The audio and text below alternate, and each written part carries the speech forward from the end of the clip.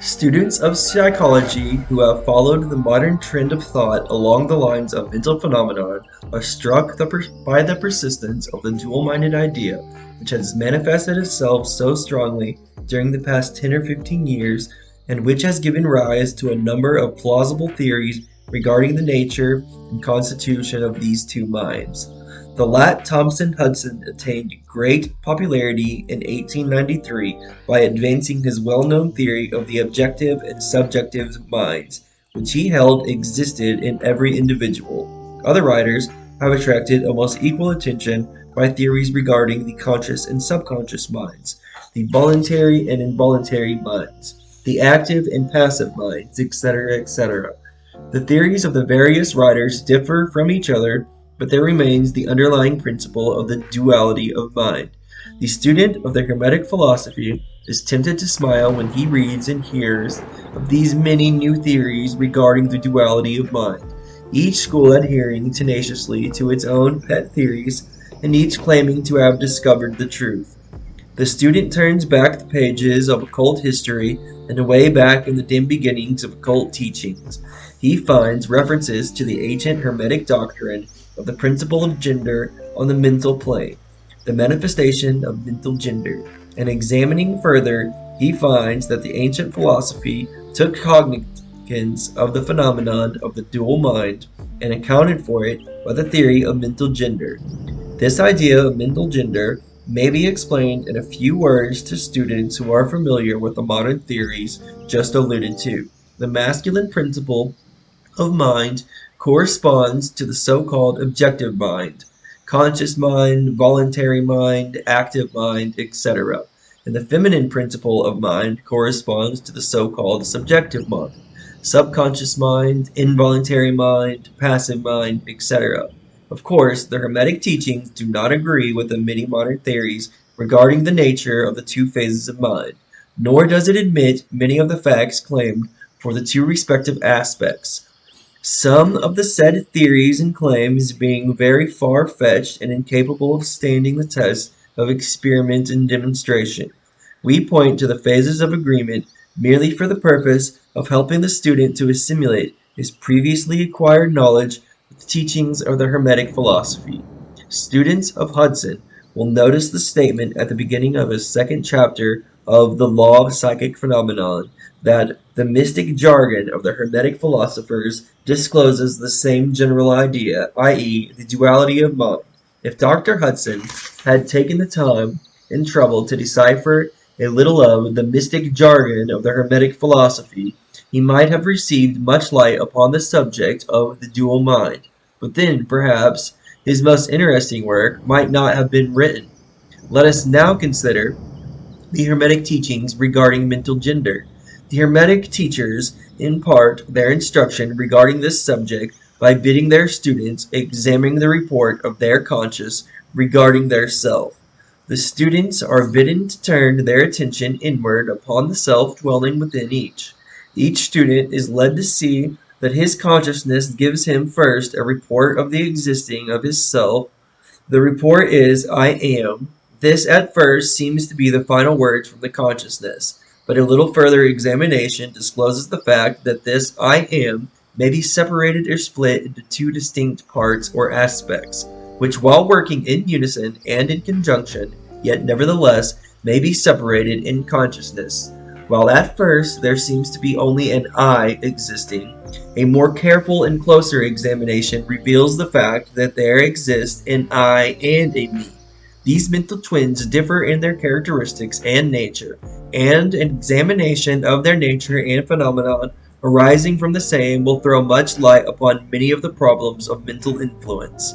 Let us begin with a consideration of the me, which is usually mistaken for the I by the student until he presses the inquiry a little further back into the recess of consciousness. A man thinks his self in its aspect of me as being composed of certain feelings, tastes, likes, dislikes, habits, peculiar ties, characteristics, etc., all of which go to make up his personality or the self known to himself and others. He knows that these emotions and feelings change, are born and die away, are subject to the principle of rhythm and the principle of polarity, which take him from one extreme of feeling to another. He also thinks of the me as being certain knowledge gathered together in his mind and thus forming a part of himself. This is the me of a man. But we have proceeded too hastily. The me of many men may be said to consist largely of their consciousness of the body and their physical appetites, etc. Their consciousness being largely bound up with their bodily nature, they practically live there. Some men even go so far as to regard their personal appearance as part of their me, and actually seem to consider it a part of themselves. A writer has harmoniously said that men consist of three parts: soul, body, and clothes. These clothes, conscious people would lose their personality if divested of their clothing by savages upon the occasion of a shipwreck. But even many who are not so closely bound up with the ideal of personal remnant stick closely to the consciousness of their bodies being their me. They cannot conceive of a self independent of their body. Their mind seems to them to be practically a something belonging to their body, which in many cases it is indeed. But as man rises in the scale of consciousness, he is able to disentangle his me from his idea of body and is able to think of his body as belonging to the mental part of him. But even then, he is very apt to identify the me entirely with the mental states, feelings, etc., which he feels to exist within him. He is very apt to consider these internal states as identical with himself instead of their being simply things produced by some part of his mentality and existing within him, of him, and in him, but still not himself. He sees that he may change these internal states of feelings by an effort of will, and that he may produce a feeling or state of an exactly opposite nature, in the same way, and yet the same me exists. And so after a while, he is able to set aside these various mental states, emotions, feelings, habits, qualities, characteristics, and other personal mental belongings. He is able to set them aside in the not me collection of curiosities and encumbrances, as well as valuable possessions. This requires much mental concentration and power of mental analysis on the part of the student. But still, the task is possible for the advanced student, and even those not so far advanced are able to see in the imagination how the process may be performed. After this lying aside processes has been performed, the student will find himself in conscious possession of a self, which may be considered in its I and me dual aspects. The me will be felt to be a something mental in which thoughts, ideas, emotions, feelings, and other mental states may be produced. It may be considered as the mental womb, as the Angelists styled it, capable of generating momental offspring. It reports the consciousness as a me, with latent powers of creation and generation of mental prognosy of all sorts of kinds. Its powers of creative energy are felt to be enormous, but still it seems to be conscious that it must receive some form of energy from either its I companion or else from some other I ere it is able to bring into being its mental creations. This consciousness brings with it a realization of an enormous capacity for mental work and creative ability. But the student soon finds that this is not all that he finds within his inner consciousness. He finds that there exists a mental something which is able to will that the me act along with certain creative lines, and which is also able to stand aside and witness the mental creation. This part of himself he is taught to call his I. He is able to rest in it, its consciousness at will.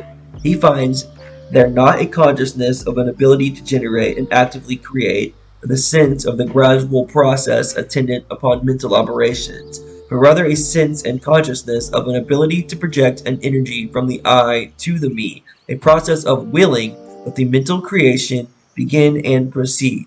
He also finds the I is able to stand aside and witness the operations of the me's in the mental creation and generation. There is this dual aspect in the mind of every person. The I represents the masculine principle of the mentor gentle. The me represents the feminine principle. The I represents the aspect of being. The me, the aspect of becoming. You will notice that the principle of correspondence operates on this plane just as it does upon the great plane upon which the creation of the universe is performed. The two are similar in kind, although vastly different in degree. As above, so below. As below, so above. These aspects of mind, the masculine and feminine principles, the I and the me, considered in the connection with the well-known mental and psyche phenomenon, give the master key to these dimly known regions of mental operations and manifestation. The principle of mental gender gives the truth underlying the whole field of the phenomenon of mental influence, etc. The tendency of the feminine principle is always in the direction of receiving impressions, while the tendency of the masculine principle is always in the direction of giving out or expressing. The feminine principle has a much more varied field of operation than has the masculine principle. The feminine principle conducts the work of generating new thoughts, concepts, ideas, including the work of the imagination.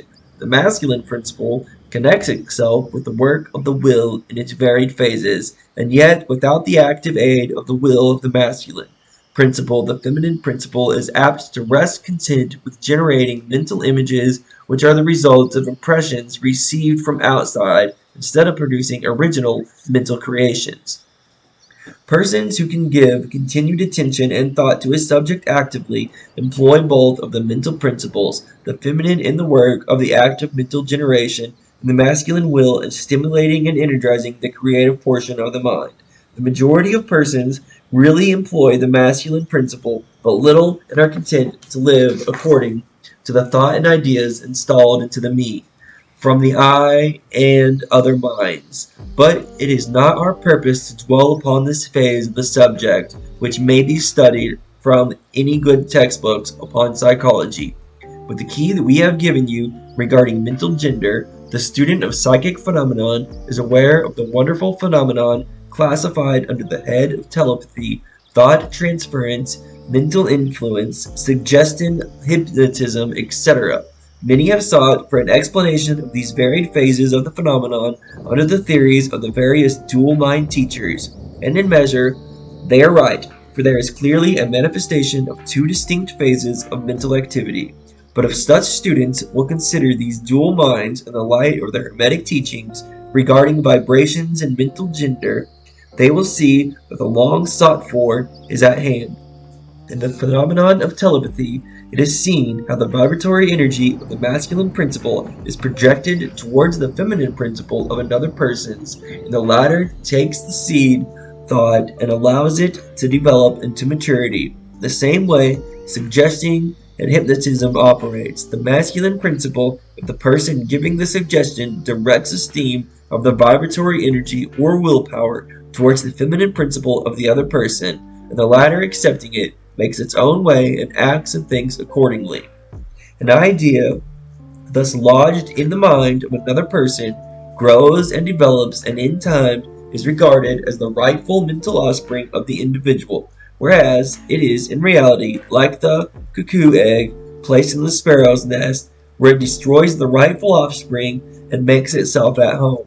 The normal method is for the masculine and feminine principles in a person's mind to coordinate and act harmoniously in conjunction with each other. But unfortunately, the masculine principle is the average person too lazy to act. The display of willpower is too slight, and the consequences is that such persons are ruled almost entirely by the minds and wills of other persons, whom they allow to do their thinking and willing for them. How few original thoughts or original actions are performed by the average person. Are not the majority of persons mere shadows and echoes of other, having stronger wills or minds than themselves? The trouble is that the average person dwells almost altogether in his me consciousness and does not realize that he has such thing as an I. He is polarized in his feminine principle of mind and the masculine principle in which is lodged the will. He is allowed to remain inactive and not employed. The strong men and women of the world invariably manifest the masculine principle of will, and their strength depends materially upon this fact. Instead of living upon the impressions made upon their minds by others, they dominate their own minds by their will, obtaining the kind of mental images desired, and moreover dominate the minds of others likewise, in the same manner. Look at the strong people, how they manage to implant their seed thoughts in the minds of the masses of the people, thus causing the latter to think thoughts in accordance with the desires and wills of the strong individuals. This is why the masses of people are such sheep-like creatures, never originating an idea of their own, nor using their own powers of mental activity. The manifestation of mental gender may be noticed all around us in everyday life. The magnetic persons are those who are able to use the masculine principle of the ways of impressing their ideas upon others. The actor who makes people weep or cry as he wills is employing this principle, and so is the successful orator, statesman, preacher, writer, or other people who are before the public attention. The peculiar influence exerted by some people over others is due to manifestation of mental gender, along with the vibratorial lines above the indicated. In this principle lies the secret of personal magnetism, personal influence, fascination, etc., as well as the phenomenon generously grouped under the name of hypnotism. The student who has familiarized himself with the phenomenon generally spoken of as psychic will have discovered the important parts played in the said phenomenon by that force which science has styled suggestion, by which term is meant the process or method whereby an idea is transferred to or impressed upon the mind of another, causing the second mind to act in accordance therewith. A correct understanding of a suggestion is necessary in order to intelligently comprehend the varied psychological phenomenon which suggestion underlies, but still more is knowledgeable of vibration and mental gender necessary for the student of suggestion. For the whole principle of suggestion depends upon the principle of mental gender and vibration. It is customary for the writers and teachers of suggestion to explain that it is the objective or voluntary mind which make the mental impression or suggestion upon the subjective or involuntary mind. But they do not describe the processes or give us an allegory in nature whereby we may more readily comprehend the idea. But if you will think of the matter in the light of the Hermetic teachings, you will be able to see that the energizing of the feminine principle by the vibratory energy of the masculine principle is in accordance of the universal laws of nature, and that the natural world affords countless analogies whereby the principle may be understood. In fact, the Hermetic teachings show that the very creation of the universe follows the same law, and that all in creative manifestations upon the planes of the spiritual, the mental, and the physical, there is always an operation of this principle gender. The manifestations of the masculine and the feminine principles, as above, so below, as below, so above. And more than this, when the principle of mental gender is once grasped and understood, the varied phenomenon of psychology at once becomes capable of intellect classification and study.